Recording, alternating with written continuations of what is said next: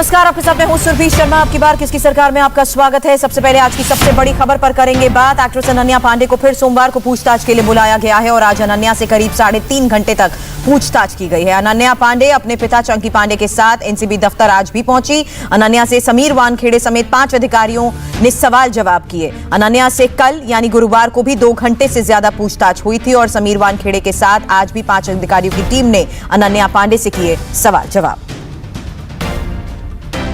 Monday को बुलाया गया है और उसके बाद पूछताछ फिर मंडे को होगी।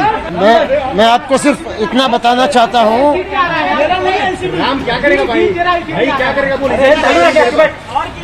बोलिए सर। मंडे को बुलाया गया है और उसके बाद आगे की कार्रवाई होगी। आर्यन खान से जुड़े कुछ डॉक्यूमेंट्स शाहरुख खान ने एनसीबी ऑफिस भिजवाए हैं। गुरुवार को कल एनसीबी की एक टीम शाहरुख खान के घर पर भी गई थी। ये टीम इस ड्रग्स केस में कागजी कार्रवाई के लिए आर्यन खान के घर पर पहुंची थी और माना यह जा रहा है कि जिस डॉक्यूमेंट को एनसीबी के ऑफिसर्स ने तलब किया था उन्हीं डॉक्यूमेंट्स को शाहरुख खान ने अब से थोड़ी देर पहले ही अपने बॉडीगार्ड से एनसीबी ऑफिस भिजवाया है। फिलहाल डॉक्यूमेंट्स को देकर शाहरुख खान के बॉडीगार्ड एनसीबी के ऑफिस से निकल चुके हैं। मंगलवार को बॉम्बे हाईकोर्ट में आर्यन खान की जमानत याचिका पर सुनवाई होनी है। आज लखनऊ में जब योगी आदित्यनाथ ने भाषण दिया तो उन्होंने समाजवादी पार्टी के राज में हुए दंगों की बात की, टुकड़े टुकड़े गैंग की बात की, धारा 370 की बात की और आतंकवाद खत्म करने की बात की। योगी ने अपना मन बना लिया है कि वो अपना चुनाव हिंदुत्व के एजेंडे पर लड़ेंगे। योगी आदित्यनाथ कैसे पूरे चुनाव को राष्ट्रवाद की पिच पर ले गए, देखिए खास रिपोर्ट। भारत को टुकड़े टुकड़े में बांटने के मंसूबे के साथ जो व्यक्ति नारेबाजी करता रहा हो वह समाजवादी पार्टी के अध्यक्ष से मिलने के लिए क्यों आया है। तो मऊ का दंगा भूले नहीं होंगे 2005 का, कैसे भारत मिलाप के दिन वहां पर व्यापक दंगे हुए थे। 2012 में समाजवादी पार्टी की सरकार आई थी, सबसे पहला दंगा हुआ था कोसी कला में। योगी आदित्यनाथ ने आज यूपी के चुनाव में एक लकीर खींच दी है और ये बता दिया है कि योगी की तरफ जो है वो हिंदूवादी है और जो अखिलेश की तरफ है वो मुस्लिमों की तरफ है। योगी के दिमाग में यूपी के चुनाव की पिक्चर एकदम क्लियर है। योगी यूपी का चुनाव ऐसे ही लड़ रहे हैं जैसे चुनाव नहीं कोई धर्म युद्ध हो। समाजवादी पार्टी की सरकार के समय तो आपने देखा होगा, उस सरकार के समय आतंकवादियों ने मध्यकाल की याद ताजा कर दी, जब मंदिरों पर मठों पर हमले होते थे, बृहद हिंदू समाज की भावनाओं को कुठाराघात करके रौंदा जाता था और यह दृश्य कहीं देखने को मिल रहा था, समाजवादी पार्टी की सरकार के समय देखने को मिल रहा था। योगी आदित्यनाथ ने चुनाव के 4 महीने पहले लोगों को यूपी के हिंदू मुस्लिम दंगों की याद दिलाई। योगी ने अपने भाषण में यूपी के 2 दंगों और एक हत्याकांड का जिक्र किया। जब योगी ने मऊ दंगों की बात की तो भारत मिलाप का जिक्र किया और योगी ने कोसी कला के दंगे का जिक्र किया जो कृष्ण की नगरी मथुरा में हुआ था। यानी योगी का चुनावी एजेंडा क्लियर है, हिंदुओं के धार्मिक हितों की पूरी सुरक्षा। योगी ने तीसरे नंबर पर आजमगढ़ के अजीत राय हत्याकांड का भी जिक्र किया और इस हत्याकांड में भी वंदे मातरम का एंगल था। यानी योगी धर्म और राष्ट्रवाद को लेकर यूपी के चुनावी समर में कूद पड़े हैं।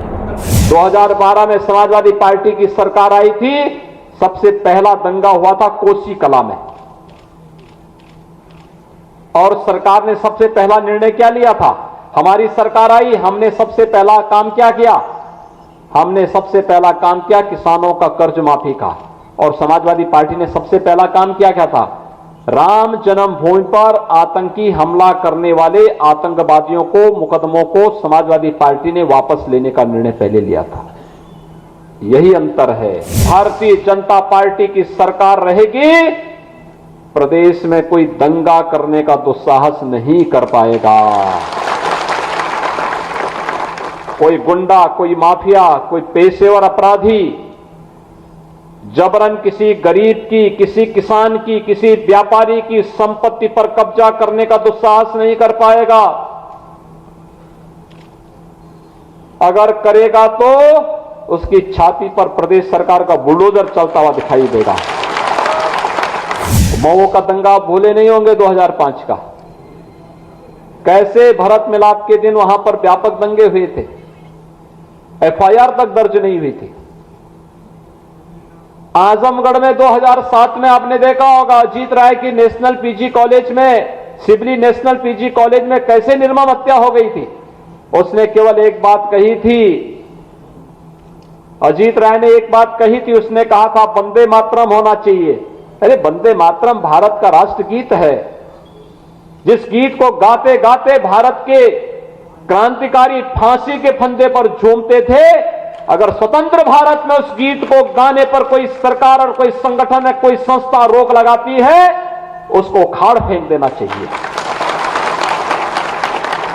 लेकिन आजमगढ़ में वंदे मातरम नहीं गाने दिया था, अजीत राय की हत्या कर दी गई थी कॉलेज के अंदर। मऊ के दंगे के समय भी मऊ के लोगों को न्याय दिलाने के लिए मैं ही गया था और अजीत राय के परिवार को भी न्याय दिलाने के लिए मुझे ही जाना पड़ा था। अपने राष्ट्रवादी एजेंडे को आगे बढ़ाने के लिए योगी ने यूपी की राजनीति में एक और मुद्दा लॉन्च कर दिया है और वो मुद्दा है टुकड़े टुकड़े गैंग। ये तस्वीर देखिए, अखिलेश यादव ने उमर खालिद के पिता डॉक्टर सैयद कासिम रसूल इलियास के साथ फोटो खिंचवाई।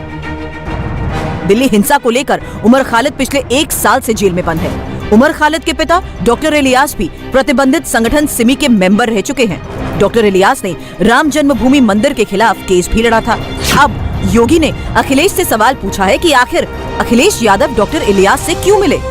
वर्तमान और भविष्य के हित के लिए ठोस निर्णय लेने की स्थिति में पहुंचे,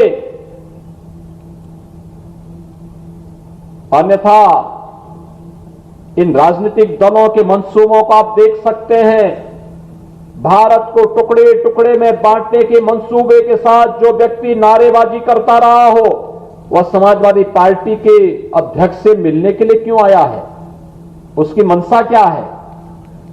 वो कहां ले जाना चाहता है प्रदेश को? ये सभी चीजें हैं जो हम सबकी आंखों को खोलने वाला होना चाहिए। अगर आप योगी आदित्यनाथ की पूरी चुनावी शब्दावली पर गौर करेंगे तो आपको पता चलेगा कि इस वक्त योगी के दिमाग में क्या चल रहा है। योगी ने चुन चुनकर शब्दों का इस्तेमाल करके अखिलेश पर हमला बोला, राम भक्तों पर गोली और आतंकवादियों की आरती, हिंदुओं की भावनाओं पर कुठारघात और अखिलेश राज में आतंकियों के केस वापस। योगी ने एक बार फिर धर्म और राष्ट्रवाद की लकीर खींची और फिर विरोधियों को आतंकवादियों की तरफ धकेलते हुए कहा कि बीजेपी आतंकवादियों के खिलाफ खड़ी हुई और अखिलेश ने आतंकियों को संरक्षण दिया। आतंकवाद की जो जड़ थी, जिसे कांग्रेस ने बोया था 1952 में कश्मीर में धारा 370,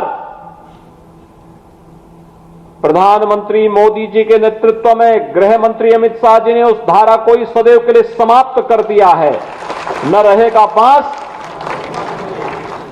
हमेशा के लिए समाप्त कर दो। आतंकवाद की ताबूत पर अंतिम कील ठोक करके आतंकवाद को नेस्तनाबूद करने का संदेश दे दिया। और नहीं तो सपा की सरकार के समय इन आतंकवादियों के मुकदमे वापस होते थे, हिंदुओं पर झूठे मुकदमे दर्ज होते थे, राम भक्तों पर गोली चलाई जाती थी और आतंकवादियों की आरती उतारी जाती थी। क्या ये सच नहीं है क्या? योगी जब कांग्रेस और समाजवादी पार्टी पर एक साथ निशाना साध रहे थे, तभी पूरे देश में एक तस्वीर भी वायरल हो रही थी। जब अखिलेश यादव और प्रियंका गांधी की दिल्ली से लखनऊ आ रही एक फ्लाइट में संयोग से मुलाकात हो गई। फ्लाइट में मुलाकात के साथ ही दोनों में कुछ देर बात भी हुई। प्रियंका और अखिलेश ने एक दूसरे का हाल भी जाना। ये एक संयोग था, लेकिन लोग उस पुराने प्रयोग को याद करने लगे जो यूपी में राहुल और अखिलेश ने किया था। दूसरी तरफ राम मंदिर पर आज योगी ने हिंदू स्वाभिमान का एक नया प्रयोग किया है। पहले योगी ने राम मंदिर के मुद्दे को हिंदू स्वाभिमान से जोड़ा और फिर ये बताया कि राम जन्मभूमि पर राम मंदिर का निर्माण गुलामी की बेड़ियों को तोड़ना है। ये हमें गौरव की अनुभूति कराने वाला क्षण है।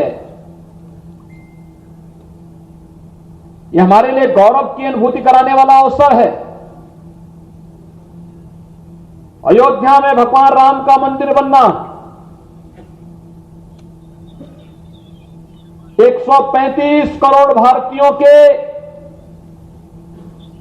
सीने को दुनिया के सामने मजबूती के साथ उठाने का एक अवसर भी है कि हम लोगों ने अतीत की, मध्यकाल की, गुलामी के कालखंड की एक गलती का परिमार्जन किया है और आज अयोध्या में भगवान राम का भव्य मंदिर का निर्माण कार्य हो रहा है। एक अवसर है हमारे पास कहने के लिए, स्वाभिमानी समाज गुलामी की बेड़ियों को बहुत दिनों तक नहीं सहन कर सकता।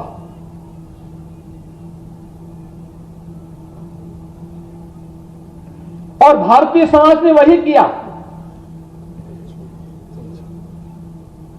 जो उसको करना चाहिए था। कुल मिलाकर योगी ने अपने चुनावी रथ पर धर्म का ध्वज लगा दिया है और वो एक योगी और एक महंत की तरह ही चुनाव लड़ने की तैयारी कर चुके हैं।